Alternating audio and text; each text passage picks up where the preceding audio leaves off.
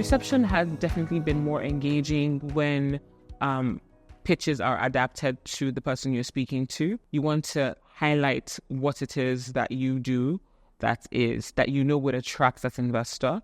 You want to highlight that on your deck.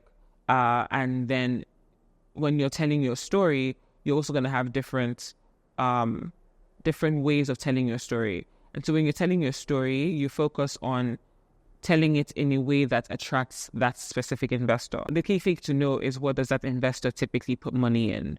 So are they more focused on impact? Are they focused on health? Are they focused on hospitals per se?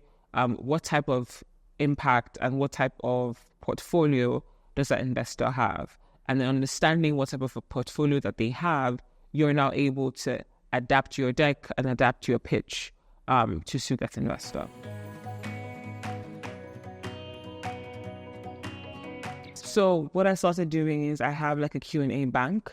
So I started off with just like possible questions that they could ask. We also do we play devil's advocate sometimes with my co-founders when we pitch to each other, and just understanding just so we have all questions or all possible outcomes aligned. It's very important to kind of curate your narrative accordingly, because each investor has their own priorities. For example, an individual, they would really want to know more about you as a person. So make sure that you talk about yourself, your experience, why you were the best team to do what you set out to do.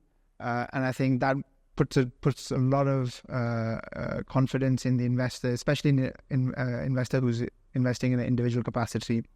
Whereas if you go into an institutional investor, you've got to understand how they work as well. You know, they raise funds from their own investors, which then they invest in companies, and they have to, apart from the social impact they've promised to return to their investors, you know, they need to give financial returns as well.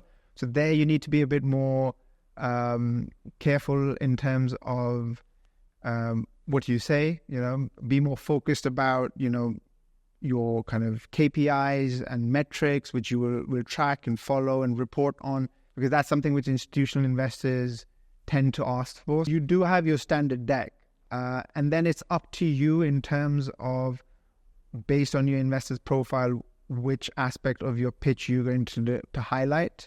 And my tip is depend less on the slides and depend more on interaction with your investors, and look at other, you know, body language cues, etc. You know, in terms of what makes them, you know, what is looking more interesting to them. Advice would be, there's no harm. I mean, at the end of the day, investors are human as well.